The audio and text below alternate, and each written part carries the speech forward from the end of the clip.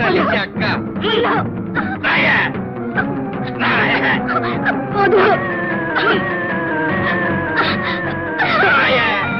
అయ్యో దేవుడా, మర్యాదగా నీలమ్మ నొక్కేసేళ్ళు, లేకపోతే ఏం చేస్తావే? చంపుతావా? నీ తాడే తెగుద్దే. తోటి ఆడదాని బతుకు కంటే ఈ తాడు ముక్క ఎక్కువ కాదురా. నీలమ్మను రక్షించడం కోసం నేను ఎదవమండనైనా ఆనందమేరా. మాటలు పేలక అడ్డులేవే తెలిసి అక్క.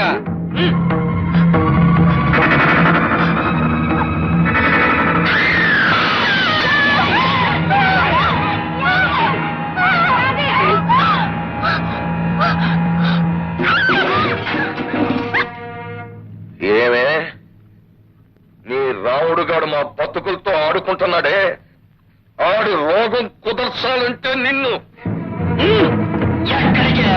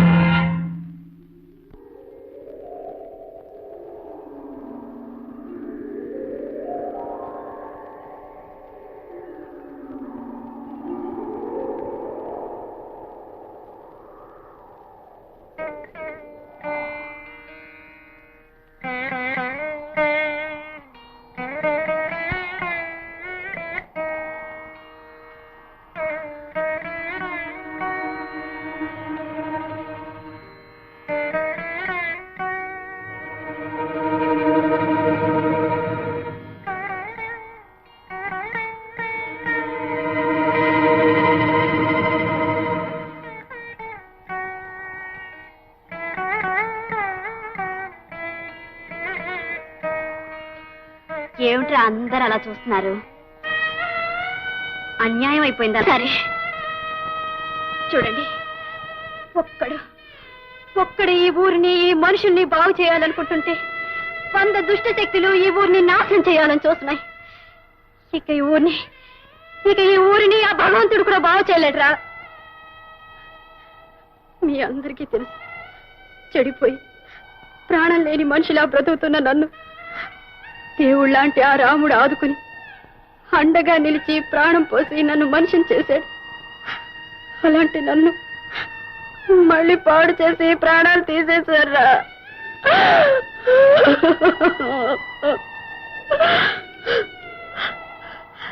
ఒరే, ఒక దిక్కు మాలిన దానికి ఒక మనిషి బ్రతుకునిస్తే మళ్ళీ దాన్ని నాశనం చేసే నీచులు బ్రతుకున్నంత కాలం ఊరు బాగుపడదురా, బాగుపడదు. అమ్మా నీలమ్మ, నన్ను చూసి ఎవ్వరూ జాలి పడకండి. మిమ్మల్ని చూస్తుంటేనే నాకు జాలిస్తుంది. కనీసం ఇప్పటికైనా మీ తల్లిని, చెల్లిని, ఆలిని కాపాడుకోవడానికి సిద్ధపడండి. ఈ గడ్డను పుట్టిన ఆడపిల్ల బ్రతుక్కి నేను పోయాకైనా రక్షణ ఏర్పడుతుందంటే ఆడదానిగా మీ అందరికీ కోటి దండాలు పెడతాను. చూడండి, ఆ రాక్షసుడి చేతులు మైలుపడ్డ నేను మళ్ళీ నా దేవుడి దగ్గరికి వెళ్ళలేను, నా మొహం చూపించలేను. అందుకే నేను వెళ్ళిపోతున్నాను. కనీసం ఇప్పటికైనా మీరందరూ కళ్ళు తెరిచి మిమ్మల్ని ఉద్ధరించి మీ బ్రతుకుల్ని బాగు చేయాలనుకున్న ఆ రాముడు ఆశయానికి అండగా ఉండండి. అతనితో చేతులు కలపండి. అప్పుడు నేను చనిపోయినా మీ అందరి గుండెల్లో 1000 ఏళ్ళు బ్రతుకుతాను. 1000 ఏళ్ళు బ్రతుకుతాను.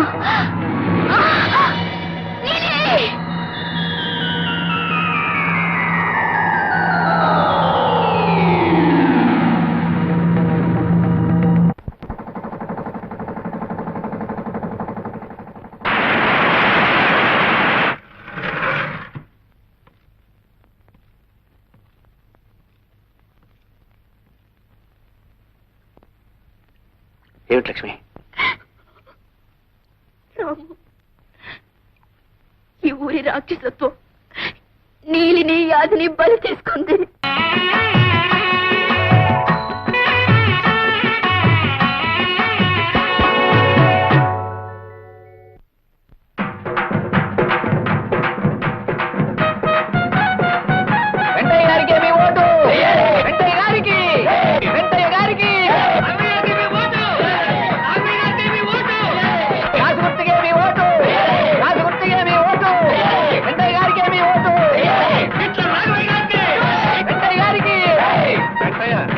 మందు పోయించి మనుషుల చేత అర్పించినంత మాత్రం ఎలక్షన్ లో గెలవు. ఇది రాజకీయం. మాకు తెలుసులేవో రాజకీయం. ట్రాక్టర్ ఎక్కించి జయగొట్టించినంత మాత్రాన ప్రజలు ఓట్లేరు, వాళ్ళంత ఎదవలు కాదు. నీ సంగతి నీ యదవ బతుకు వీళ్ళందరికీ తెలుసు. నీ బతుకు ఈళ్లే కాదు, నీ గొడ్లే వెనక్కి తిరిగి నిన్ను పొడిచేస్తాయి. ఆగు, ఎదవ మాటలు మాట్లాడుకో. నువ్వెంత చండాల మనిషివో ఈ జనానికి నేను చెప్పేశానంటే ముఖం మీద ఉమ్మేయడం కాదు, కిందకి లాగేసి కుమ్మేస్తారు. నీ పేరులోనే పుట్టడు పెంటెట్టుకున్నావు. కుమ్మడానికి కూడా నీ ప్రజానిక నీ మీదకి రారయ్యా.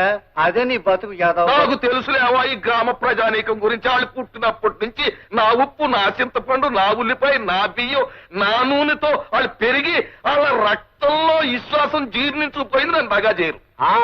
నువ్వు పెట్టిన వాళ్ళకి చింతపండు ఉప్పు అయితే విశ్వాసం ఉండేది, కానీ నువ్వు వాళ్ళకి గడ్డెట్టావు, వాళ్ళ రక్తం తాగేసావు. ఇంకెలా ఉంటుంది విశ్వాసం? 2 రోజులు ఆగితే ఎలక్షన్ అయిపోద్ది, మర్నాడు పెట్లిప్పుతారు, అప్పుడు తెలిసిపోద్ది ఎవరు సత్తా ఏంటో, ఎవరు వెనకాల ఎంత ప్రజానీకం ఉందో. నీ ప్రజానీకం ఎర్రి గొర్రెల్లాగా ఓట్లేస్తే నా ప్రజానీకం నేను చూస్తూ ఊరుకో. అవసరం అయితే పెట్టెలు తినేస్తా. నేను తిన్నేమో, రెచ్చిపోయిన ప్రజానీకం తిన్నేవదు. నా యొక్క ప్రజ మొత్తం లేచిపోయింది నీ ప్రజానీకం. ఇప్పుడు చూడు నా ప్రజా. ఇక్కడ లేరు, అదిగో రాము దగ్గర ఉన్నారు. శంకర మాస్టర్ కి, శంకర మాస్టర్ కి, శంకర మాస్టర్ కి, శంకర మాస్టర్ కి. ఏనాడైనా ఏ ఊరైనా మారడానికి కారణం ఓ మంచి మనిషి నాయకుడు కావడమే. స్వార్థం అనేది లేకుండా అందరూ బాగుండాలని కోరుకునే మంచి మనిషి మన శంకర మాస్టర్.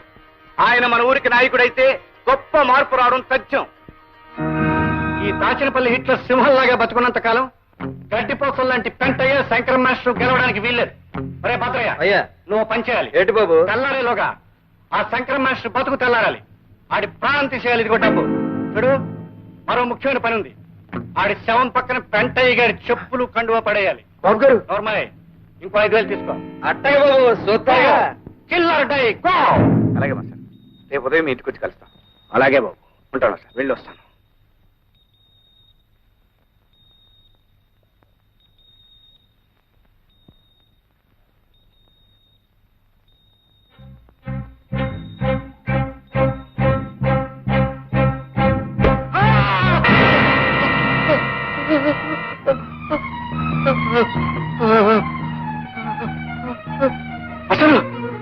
అయ్యో, ఏ పాపిష్టుడు పనిచేశాడండి? మాస్టర్ పెద్ద తప్పు జరిగింది. నేను పట్టణం తీసుకెళ్లి హాస్పిటల్ చేర్పించొస్తాను. ఏంట్రా దరిద్రపునా కొడక, నువ్వు చెప్పేది నిజమే? నిజమేనండి. ఆ పంతులు గారి పచ్చడి చేసేసి మీ పై పంచా చెప్పులు అక్కడ పడేసి రమ్మన్నారు రాఘవయ్య గారు. నేను పడేశాను. నిన్నున్నరికయ్యా, నా కాళ్ళ దగ్గర కుక్కలాగా పడి ఉండేవాడివి నాకే గోతులు తీస్తావా నా కొడక? 7,000 రూపాయలు ఇస్తంటే పై పంచా చెప్పులేటి నిన్నేసేయమన్నా వేసేసి ఉండేవాడిని. తల్లి చెక్క. నీ యదవ బుద్ధి నా బట్లర్ రాఘవయ్య గారు ఇలా ఉపయోగించుకున్నాడన్నమాట. సరే, నేను 10,000 రూపాయలు ఇస్తాను, నేను చెప్పినట్టు చేస్తావా? చెప్పండి. ఇప్పుడు ఆ రాముడు గారు ఎక్కడున్నాడు? ఆ పంతులు గారిని బతికించుకోవడానికి పట్నం తీసుకెళ్ళాడు. ఇదే ఛాన్స్. ఆ రాముడు గారికి నీలంటే ప్రాణం. ఆ నీలిముండ నువ్వు లేపుకొచ్చాయి, దాని బతుకు నేను నాశనం చేసేస్తాను. నువ్వు ఆ రాఘవయ్య గారి కొండవా కర్ర దాని ఇంట్లో వదిలిపెట్టు. నేను చూపిస్తాను నా అవతారం. వెళ్ళు. అట్టాగే.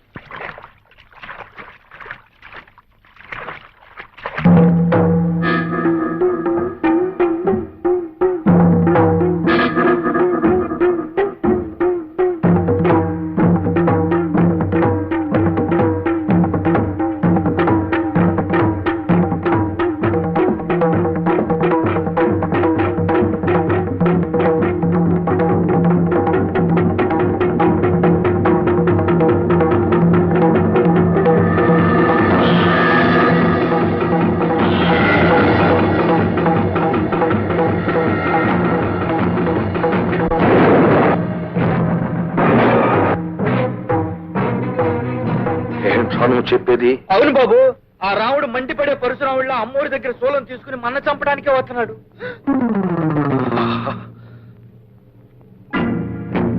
రాఘవయ్య రాఘవయ్య రాఘవయ్య రాఘవయ్య నాకు ఉపకారం చెయ్యి. ఆ రాముడు గారు త్రిశూలం పట్టుకున్నాను చంపడానికి వస్తున్నాడు. నన్ను నీ ఇంట్లో రాసేసి నా ప్రాణాలు కాపాడు. పావుకి పాలు పోయడం, నీకు నీడనివ్వడం నాకే ప్రమాదం. సి మిస్టర్ పెంటయ్య, నీకు ఆశ్రయం ఇచ్చాడనుకో, వాడు నా మీదకి వస్తాడు. అయినా నా గుమ్మం తొక్కని ఏదో చాణక్య శపథం చేశావు. ఇప్పుడు ఎందుకు రాఘవయ్య. వచ్చావు? కిల్లర్ టై.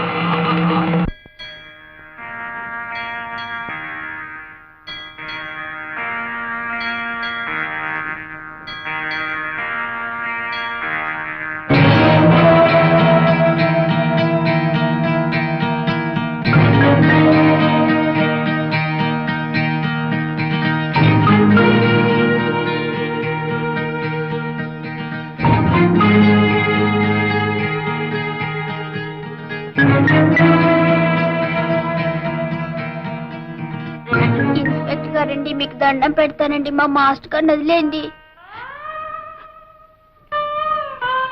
చూడు బాబు, నేను త్వరలోనే వచ్చేస్తాను. అంతవరకు లక్ష్మీ టీచర్ మిమ్మల్ని చూసుకుంటూ పాఠాలు చెప్తుంది. మీరు బుద్ధిగా ఆవిడ చెప్పినట్టుగానండి.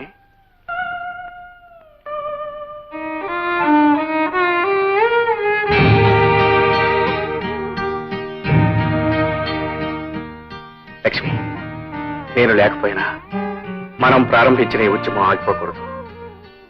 నేను నమ్ముకున్న ఆశయాలు నువ్వు చేపట్టి అందరినీ ముందుకు నడిపించాలి లక్ష్మి. రాము, ఆడదాన్ని ఈ బాధ్యత భరించగలనా? నేను ఒక్కదాన్ని పూనుకున్నంత మాత్రాన నీ ఆశయాలు నెరవేర్చగలనా? లక్ష్మి, సాధించాలనే సంకల్పం కంటే, పవిత్రమైన పట్టుదల కంటే గొప్ప శక్తి ఏమీ లేదు. ఆ శక్తి నీలో ఉందని నాకు తెలుసు. నేను వచ్చేటప్పటికి నా ఆశయాలకు నువ్వు అందమైన రూపుదిద్దుతావని నాకు తెలుసు. నేను తిరిగి ఊరొచ్చేటప్పటికి సాధించిన విజయంతో నువ్వు స్వాగతం చెబుతావని నా నమ్మకం లక్ష్మి. వెళ్ళొస్తాను. నమస్తే మాస్టర్. నమస్కారం మాస్టర్. నమస్తే.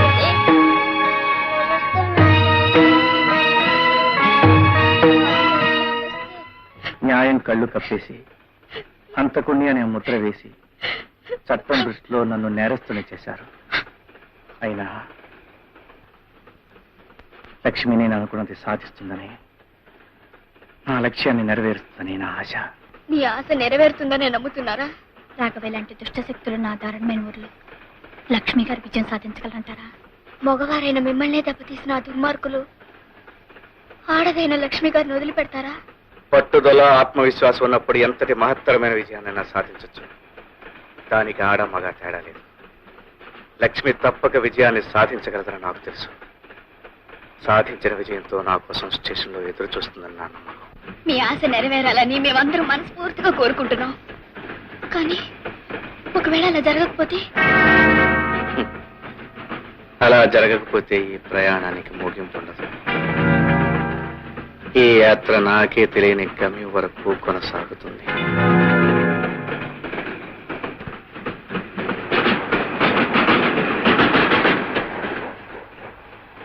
ఏ రాజీ, స్టేషన్ వచ్చేసిందే. ఎవరైనా కనిపిస్తున్నారో చూడు. రాజీ, ఎవరు రానట్టుందే. నోర్మి, ఎవరు రాకుండా ఎలా ఉంటారు? సరిగ్గా చూడవే.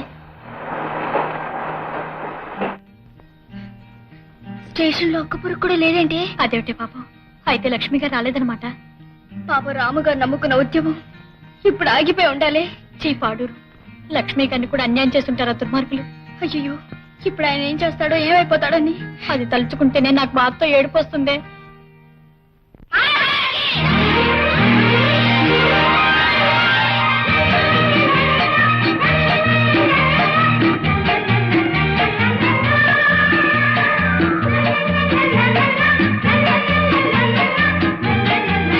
లక్ష్మి గారు వచ్చేసారు.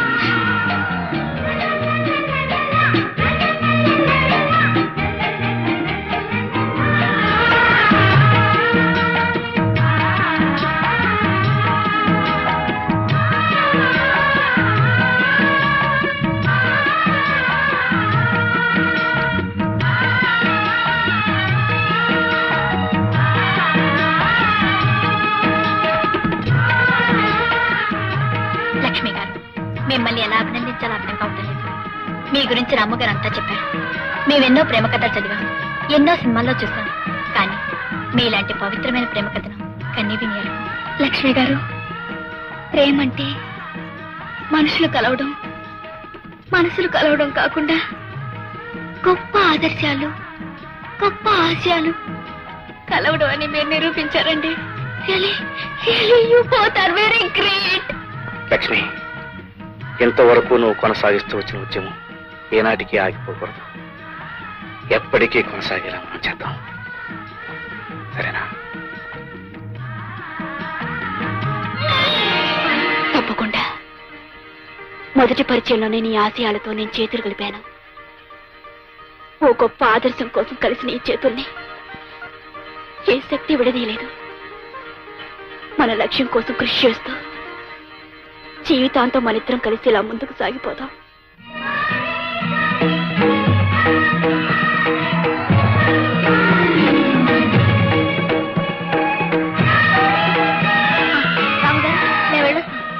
లక్ష్మి గారు వెళ్ళొస్తా. All the best.